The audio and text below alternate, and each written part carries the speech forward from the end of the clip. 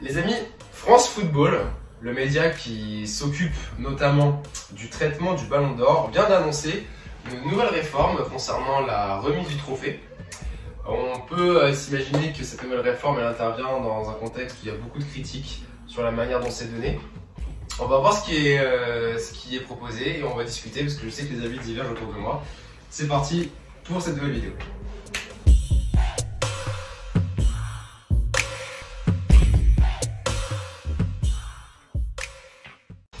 Les amis, donc le Ballon d'Or, on l'a appris, il vient d'être remodelé dans ses critères d'attribution. Il y en a 4 majeurs. Je vous propose qu'on s'arrête chacun sur les 4. Déjà, on va parler du premier, le premier qui est super important. C'est au niveau de la saison, enfin la période sur laquelle le Ballon d'Or est décerné, sur la période sur laquelle s'appuie le Ballon d'Or.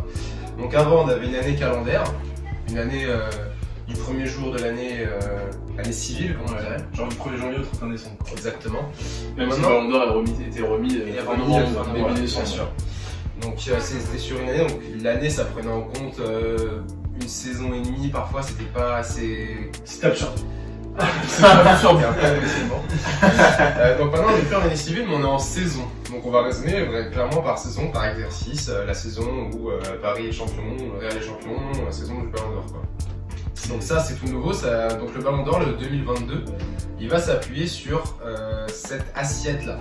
Ça sera sur la saison 2021 et pas sur la saison 2022 et pas sur l'année 2022. Toi Yannick, t'en penses quoi? Ça, tu trouves que c'est mieux ou... En fait, enfin ça donne du sens, tu vois, genre à quoi ça rime de donner un Ballon d'Or normalement qui est censé compenser le meilleur joueur de la saison, tu le dis le meilleur joueur de l'année. Mais enfin, faut savoir qu'entre une saison et l'autre partie de la saison suivante, on est tous d'accord qu'entre temps il y a eu des vacances, il a peut-être changé de club, enfin c'est pas du tout la même dynamique. Oui, c'est ridicule. C'est ridicule. T'en penses quoi toi? Moi je pense vraiment que c'est. Moi je pense que c'est plus intelligent, d'ailleurs ça me surprend un peu que ça arrive qu'en 2022, hein, parce qu'en soi, une saison c'est très bien que c'est pas de janvier à janvier, mais c'est de mi-août à on va dire mi-mai, fin mai, à part ça jusqu'à fin mi-juillet s'il y a l'Euro, la Coupe du Monde. Mais sinon, enfin oui, en soi c'est beaucoup plus logique. Enfin sur le point de vue en tout cas des dates qui sont prises en compte, c'est plus logique. Mais moi je voulais vous demander par rapport à ce que j'ai dit dans l'intro, pourquoi le changement justement comme tu dis il n'intervient que maintenant? Parce qu'on l'a critiqué un peu avec encore une attribution discutable de Lionel Messi le dernier ou... Moi je pense que...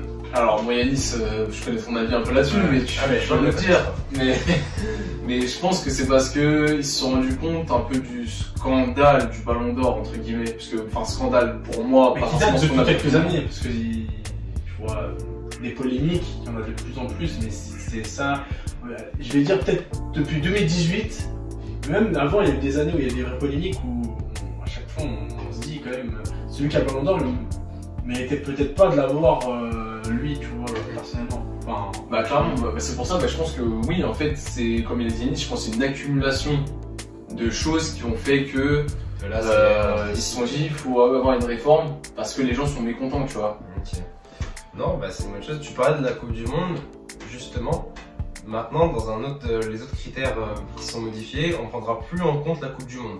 Mais ça c'est bizarre, on prend plus en compte la Coupe du Monde. Non, en fait c'est parce que comme ils sont plus en compte, on ne prendra pas en compte la Coupe du Monde 2022. Pour le Ballon d'Or 2022. Et du coup ouais là, c'est ça que j'avais demandé. Comme le Ballon d'Or a été décalé, enfin la Coupe du Monde est en hiver, je crois que... Ah, c'est pas un truc sur les... C'est juste pour ce Ballon d'Or. Pour cette saison-là. Ce qui veut dire que même si un joueur fait une super bonne saison, dans tous les cas, ça ne se pas que cette année. Ouais, parce qu'il y a eu tous les déboires. Mais par contre, ça, on sait très bien qu'en vrai, la Coupe du Monde, ça fait pencher dans le Ballon d'Or aussi. Faut dire la vérité. Du coup, ça va être drôle de voir pour le Ballon d'Or 2023, pour la saison 2023, parce que du coup, le début de la saison, ce sera la Coupe du Monde. Ouais. Donc ça serait de voir, parce que tu sais, vous savez, il y a beaucoup, il y a de... C'est quoi la date de la prochaine Coupe du Monde déjà? C'est mi-novembre, mi-décembre. Voilà, mi-novembre, mi-décembre. Tu sais qu'il y a beaucoup de... du résultatisme immédiat, tu vois.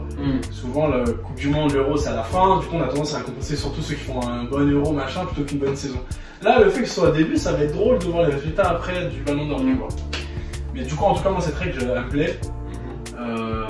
Et donc, déjà, pour moi, c'est une très bonne chose, au moins que ce soit ça, tu vois. Et ça donne plus de sens, déjà, à la récompense. Ok. voulais rajouter? Non, bah après j'allais dire on peut enchaîner sur je pense la deuxième règle. Ouais, il y a une autre règle, c'est au niveau du jury. Donc pour ceux qui ne le savent pas, Fabio, bah, tu vas confirmer ce que je dis si je suis pas assez clair. Avant, tu avais un jury, tu avais des journalistes qui faisaient partie de certains pays, et les pays c'était en fonction du classement UEFA. FIFA, ouais. FIFA. Et donc avant c'était une liste de 150 pays, et maintenant cette liste est rétrécie à 100. À 100 pays, exactement. Donc les 100 premiers pays, du coup il y a uniquement les journalistes des 100 premiers pays qui pourront voter, contre 150 du coup auparavant. Ça réduit le nombre de personnes qui votent, et le but c'est d'enlever les votes un peu fantaisistes. Il y avait les votes fantaisistes et il y avait aussi ce fait qu'il y a beaucoup de petites nations, on s'est rendu compte qu'ils votaient beaucoup pour Messi ou Ronaldo, parce que c'est Messi ou Ronaldo, peu importe la saison qu'ils ont fait. Et ça aussi, il y en a plein qui disent que ça a tendance à modifier. Par exemple, je prends un exemple, mais en Afrique, il y a plein de petits pays qui font que bah, les gamins là-bas, ils sont tous fans de Messi ou Ronaldo, qu'ils marquent 10 buts ou 40 buts parce que c'est des légendes. Et ils vont pas voter pour quelqu'un comme Modric ou De Bruyne parce que c'est pas des mecs qui les font rêver tout de suite, tu vois. Donc c'est pour ça aussi, je pense que ça on se cantonne aussi à 100 pays pour pas non plus qu'il y ait de trucage, mais pas qu'il y ait de votes qui soient vraiment faussés par rapport à la vraie saison d'un joueur, tu vois. C'est très bien d'avoir fait ça. Parce qu'en fait, ça part aussi du fait que les votes ont été... je sais pas si c'est toutes les années, en tout cas cette année, moi j'ai vraiment vu les votes de certains pays qui ont leaké, je crois que c'est volontairement de la part de France Football. J'ai vu des trucs, Sri Lanka, Alexander Arnold, des joueurs comme ça. Pas que je doute pas du tout qu'il est super fort, mais vous voyez ce que je veux dire, quoi. C'est pas, il méritait pas du tout le Ballon d'Or. Enfin, des trucs, mais totalement absurdes, tu vois. Aspilicueta, enfin, tu vois. Non, mais du coup, la liste est rétrécie et ça sera peut-être mieux. D'ailleurs, je pense à ça, mais je pensais aussi à Sadio Mané qui a poussé un truc de gueule, je sais pas si vous vous rappelez en 2019, qui avait dit qu'il y a beaucoup de pays africains justement qui préféraient voter Messi ou Ronaldo que de voter pour un joueur africain. Donc ça aussi, ça a relevé aussi d'une certaine question parce qu'on se dit, bah, c'est-à-dire que même si un joueur africain fait une saison exceptionnelle, bah, si Messi et Ronaldo, bah, ils auront vraiment beaucoup moins de chance, même si ces deux-là auront fait une saison moins bonne, tu vois. C'est ça. Et puis Lewandowski, en vrai, je veux comme dire, Lewandowski a beaucoup... Enfin, toute l'histoire de Lewandowski, son Ballon d'Or qu'il a pas eu en 2020, la polémique sur le fait qu'il n'ait pas eu son Ballon d'Or en 2021, toutes les conférences de presse qu'il a faites, enfin les interviews qu'il a faites, quand il était parti au trophée The Best là. Ah oui. Tout ce qu'il a dit au trophée The Best en disant que pour lui c'était la récompense qui comptait plus machin que le Ballon d'Or.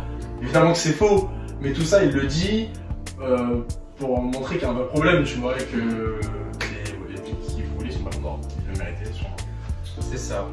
Il y a eu un autre critère aussi qui a été remis à niveau là, dans cette réforme, c'est que maintenant apparemment on va beaucoup plus prendre en compte le critère numéro 1, ça va être les performances individuelles, genre vraiment les performances collectives, l'attitude d'un joueur, etc. Ça va vraiment être mis au second plan, enfin, de manière beaucoup plus évidente que ça ne l'était déjà. Enfin, on supprime la classe et le fair play d'un joueur. Ouais, la classe d'un joueur, mais qu'est-ce que ça veut dire? Tu sens que les règles elles ont été faites dans les années 50, tu vois, genre. C'est pas possible, genre. La classe d'un joueur, ça veut dire quoi la classe d'un joueur? Je veux dire, Messi il est moche, clairement. Ça veut dire quoi? Non, mais la classe, je pense qu'il y a des ados. Arrêtez, c'est ridicule. Le coup de gueule, là, c'est. Et des joueurs qui vont jamais avoir un Ballon d'Or sinon. Non, mais quand on dit la classe, c'est vraiment pour penser à des joueurs comme Iniesta, qui, enfin, tout le temps, ils ont Iniesta pour l'ensemble de sa carrière aurait mérité un Ballon d'Or. Mais après, c'est plus ça, tu vois. On est d'accord que supprimer cette classification, c'est. Oui, par contre, moi là où je suis pas trop d'accord, alors je pense que vous allez rebondir parce que je pense que vous n'êtes pas d'accord avec moi, mais je suis pas d'accord avec toi. mais je pense que le fait de mettre en avant trop ce côté individuel et pas assez le côté collectif, ça fait que le Ballon d'Or ça rend quelque chose vraiment sur un trophée individualiste. C'est-à-dire qu'un joueur il a beau avoir mis 40 buts, mais qui a permis à son équipe d'avoir remporté aucun trophée, d'avoir fait aucune finale, pas de deuxième place, rien dans ce championnat, mais il a mis 40 buts.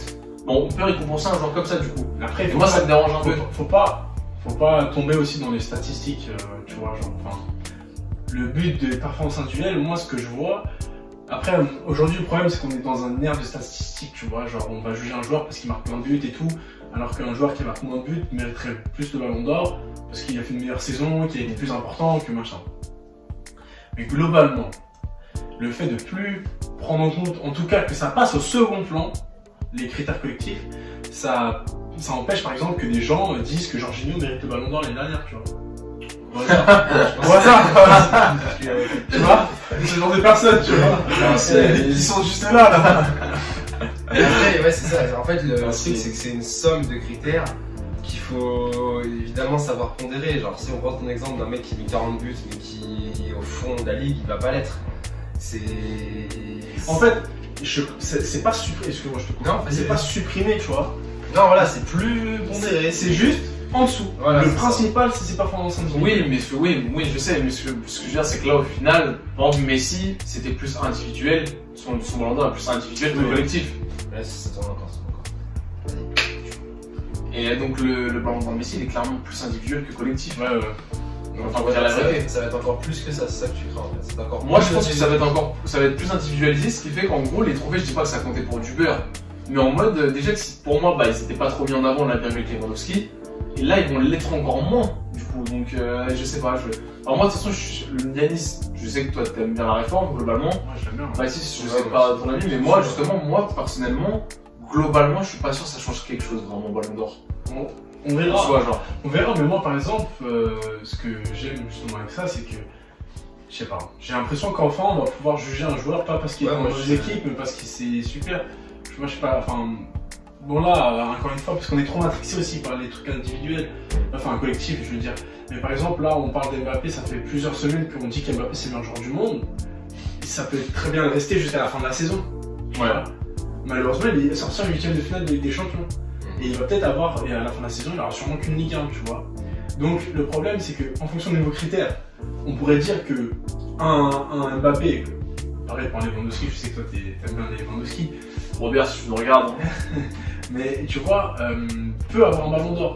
Alors qu'avec l'ancien truc, mais jamais on aurait mis Mbappé. Ouais. L'année dernière, Mbappé se retrouve 8ème au ballon d'or, là, sur le dernier ballon d'or. Franchement, pour moi, c'est un grand scandale. Tu vois, jamais il doit être 8ème.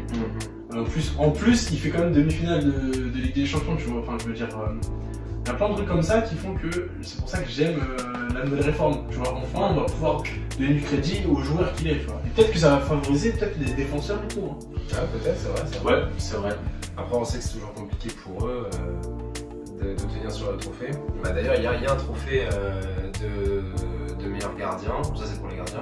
Ça, on connaît ça. Ouais, on connaît ça. Moi, je voulais vous poser une question pour finir cette vidéo relativement courte. Est-ce que vous pensez, du coup, que là, le dernier ballon d'or ou même les derniers, là, si on avait mis la réforme plus tôt, ils n'auraient pas été attribués à ceux à qui ils ont été attribués? Vous m'avez compris, je répète pas la phrase. Par exemple, est-ce que vous pensez que là, si on avait fait la réforme maintenant plus tôt, Lewandowski l'aurait eu là?